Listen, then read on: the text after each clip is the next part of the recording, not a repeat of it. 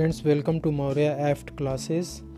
Friends, आज के इस वीडियो में मैं इनकम टैक्स रिटर्न के बारे में कुछ डिटेल में बात करने वाला हूं।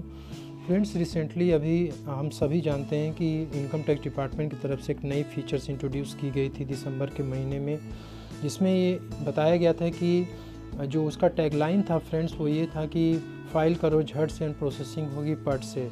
उसमें जितने भी टैक्स पेयर्स हैं उनको जल्द से जल्द अपना रिटर्न फाइल करने के लिए ये फीचर्स लाई गई थी।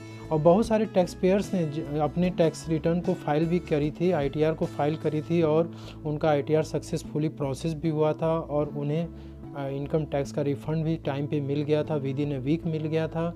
लेकिन फ्रेंड्स, अभी भी बहुत सारे टैक्स पेयर्स ऐसे हैं जो कि सोशल मीडिया पे कंप्लेन कर रहे हैं कि हमने आईटीआर अपनी ड्यू डेट के पहले फ़ाइल कर दी है और हमारी आईटीआर ई वेरीफाई भी हो चुकी है, लेकिन अभी तक हमारा जो आईटीआर वो सक्सेसफुली प्रोसेस नहीं हो पाया है या फिर इनकम टैक्स रिफ़ंड अभी तक हमें मिल नहीं पाया है। इस तरीके से कंप्लेन लोग कर रहे हैं कि आखिर इसके पीछे रीज़न क्या है। जब इनकम टैक्स डिपार्टमेंट ने नई फीचर्स इंट्रोड्यूस करी है और हमारे आईटीआर में कोई दिक्कत नहीं है, आईटीआर सक्सेसफुली वेरीफाई है, तो फिर इनकम टैक्स रिफ़ंड में क्यों दिक्कत आ रही है। फ्रेंड्स, आज के इसी बारे में मैं डिटेल में बात करने वाला हूँ कि क्या रीज़न हो सकता है जिसकी वजह से कि आपका जो आईटीआर है वो सक्सेसफुली प्रोसेस नहीं हो पाया है या प्रोसेस हो भी गया है तो आपको इनकम टैक्स रिफ़ंड मिलने में क्यों देरी हो रही है। बने रहिए फ्रेंड्स इस वीडियो में, अंत तक इस वीडियो को वॉच करिए। यदि आप चैनल पर नए हैं तो इस चैनल को सब्सक्राइब ज़रूर करें। वीडियो अच्छा लगे तो फ्रेंड्स इसे आगे फॉरवर्ड करें ताकि और भी लोगों को इसके बारे में डिटेल में जानकारी मिल सके। फ्रेंड्स, चलिए हम स्टार्ट करते हैं।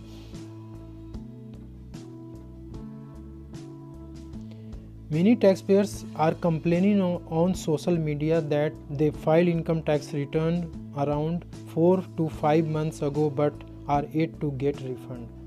बहुत सारे टैक्सपेयर्स ये कंप्लेन कर रहे हैं फ्रेंड्स कि वो लोग 4 से 5 महीना पहले ही वो अपना आईटीआर फाइल कर चुके हैं लेकिन अभी भी उनको रिफ़ंड नहीं मिला है। आखिर रीज़न क्या है? तो इस प्रकार की जो कंप्लेन जब आने लगे तो इनकम टैक्स डिपार्टमेंट ने ट्वीट करके उन्होंने ये इन्फॉर्मेशन दी कि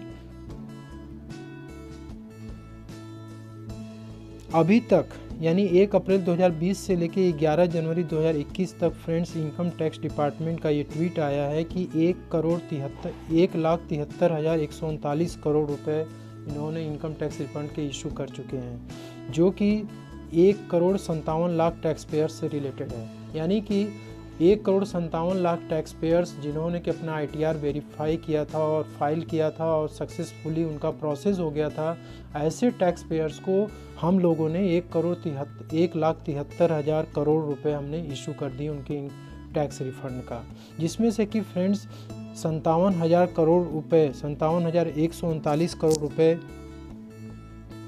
आप यहाँ पे देख सकते हैं। ये 57,139 करोड़ रुपए have been issued in 1,54,55,57,000 cases में।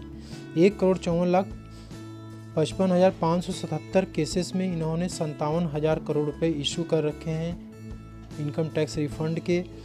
फर्दर जब हम आगे बढ़ते हैं तो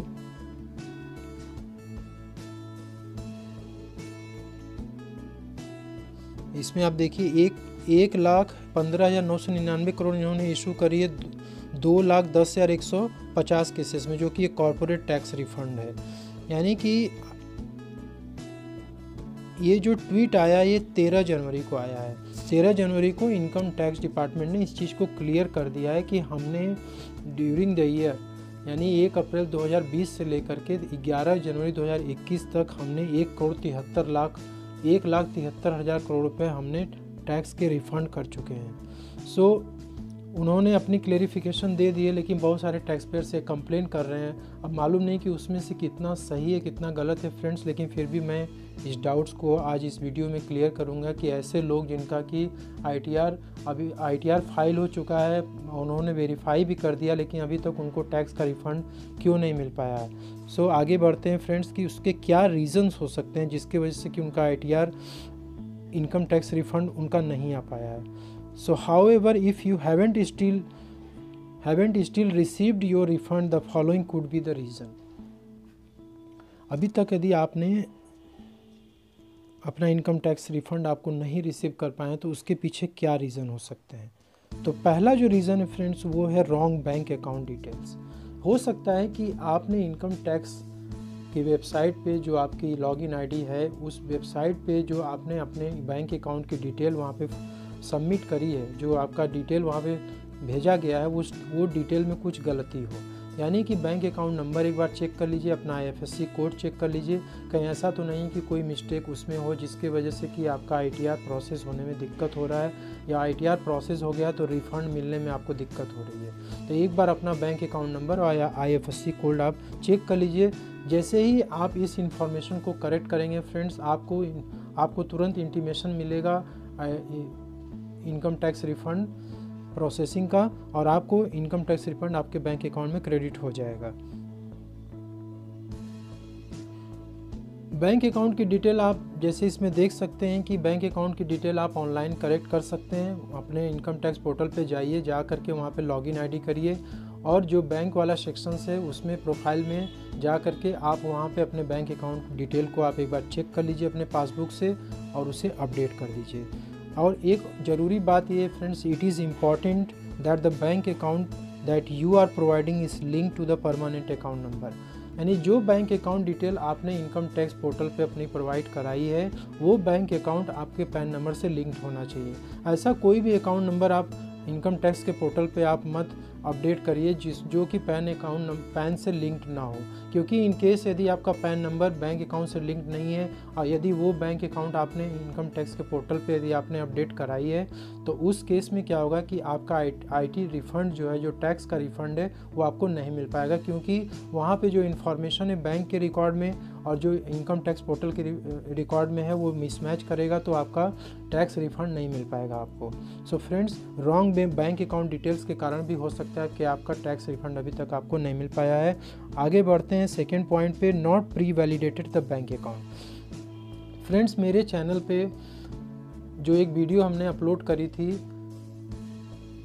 CPC 2.0, इनकम टैक्स डिपार्टमेंट की जो न्यू फीचर्स जो आई थी CPC 2.0, उसको हमने अपने चैनल पे अपलोड करी है।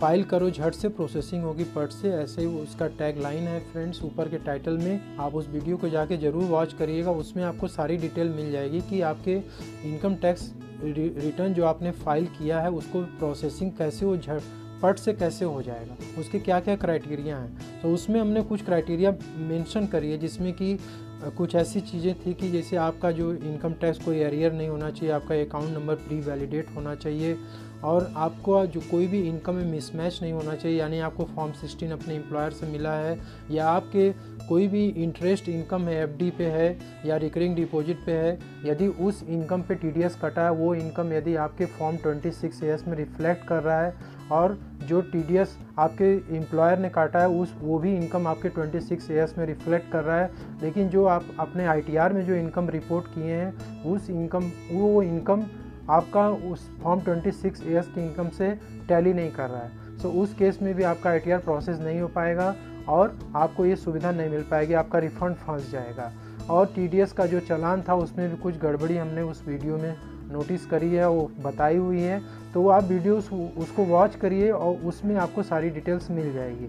सो उसमें ही एक ऑप्शन है फ्रेंड्स कि आपका जो टैक्स रिफ़ंड ना मिलने का उसमें एक कारण हो सकता है कि not pre validated the bank account, यानी आपका बैंक अकाउंट इनकम टैक्स के पोर्टल पे अपडेट है लेकिन वो प्री वैलिडेट नहीं हुआ, उसको वैलिडेट करना बहुत ज़रूरी है, जिसमें कि कुछ आपको इन्फॉर्मेशन देनी होगी, जैसे कि bank account number, IFSC code, Aadhaar number और आपका मोबाइल नंबर, और उसमें फ्रेंड्स आपका जो ईमेल आईडी है जो आपके बैंक अकाउंट में रजिस्टर्ड है वो ईमेल आईडी भी इसमें मेंशन करनी होगी, वो मोबाइल नंबर भी इसमें मेंशन करना होगा, फिर जाके आपका अकाउंट प्री वैलिडेट हो जाएगा। और एक बार अकाउंट आपका प्री वैलिडेट हो गया तो आपका टैक्स रिफंड आपको मिल जाएगा। आप इसमें देख सकते हैं कि not pre validated the bank account has to be pre validated for getting the refund. Refund पाने के लिए आपका बैंक अकाउंट प्री वैलिडेट होना मैंडेटरी है। नेक्स्ट आगे बढ़ते हैं फ्रेंड्स कि क्या रीज़न हो सकता है जिसकी वजह से कि आपको अभी तक आपका टैक्स रिफंड आपको नहीं मिल पाया है।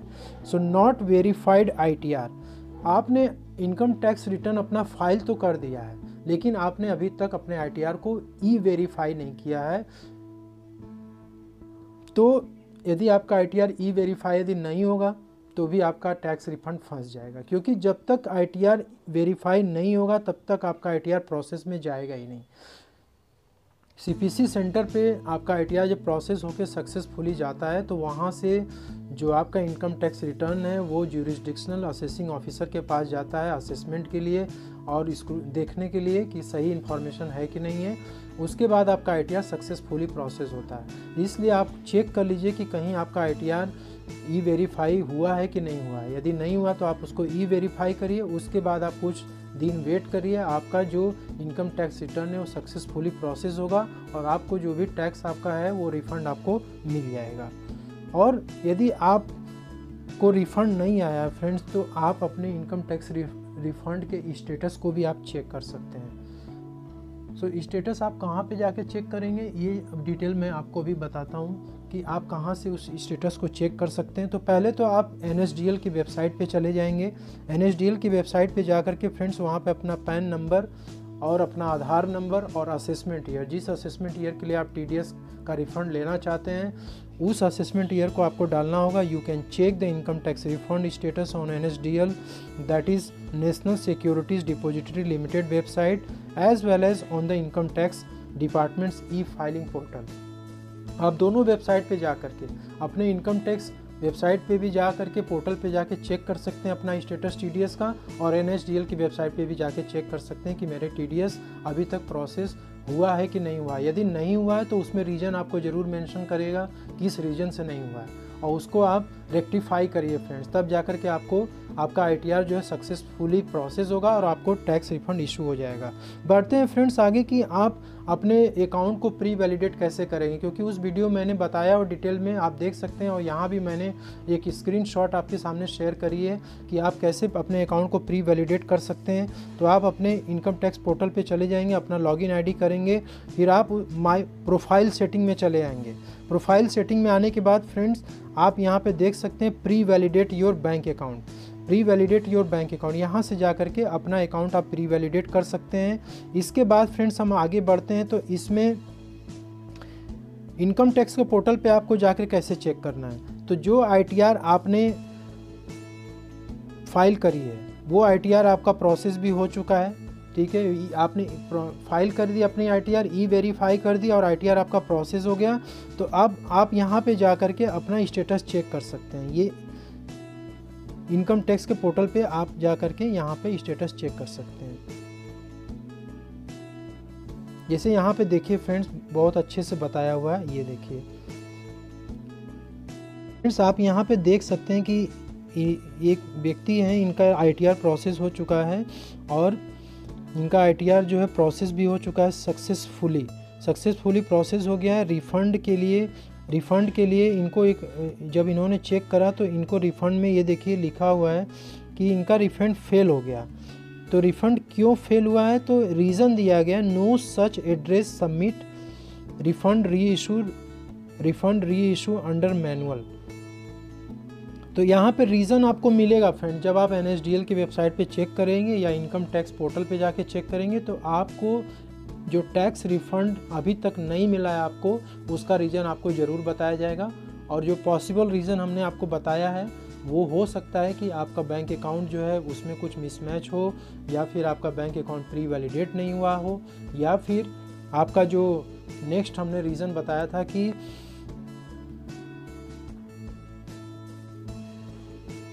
वेरीफाई आपने नहीं करी है। जब आपका ITR वेरीफाई हो जाएगा, ये सारे तीनों रीजंस हो सकते हैं पॉसिबली। वैसे भी आप जैसे इसमें देख सकते हैं इस स्क्रीनशॉट में लिखा हुआ है कि एड्रेस आपका मैच नहीं कर रहा है, तो इसलिए कोई भी रीज़न हो सकता है, वो आपको ज़रूर वहाँ बताया जाएगा। इसलिए फ्रेंड्स आपसे रिक्वेस्ट है कि आप अपना टैक्स रिफ़ंड लेने के लिए आपको एक बार चेक करना होगा अपना स्टेटस, उसके बाद ही आप किसी नतीजे पे पहुंच सकते हैं कि क्या रीज़न है, उसको रेक्टिफाई करके आप जो है आगे अपना ITR का रिफ़ंड ले सकते हैं। सो फ्रेंड्स ये थी छोटी सी इन्फॉर्मेशन जो कि मैं आपके साथ बांटना चाहता था। फ्रेंड्स वीडियो यदि अच्छा लगे तो इसे लाइक और शेयर ज़रूर करें, चैनल को सब्सक्राइब करें। Thank you so much.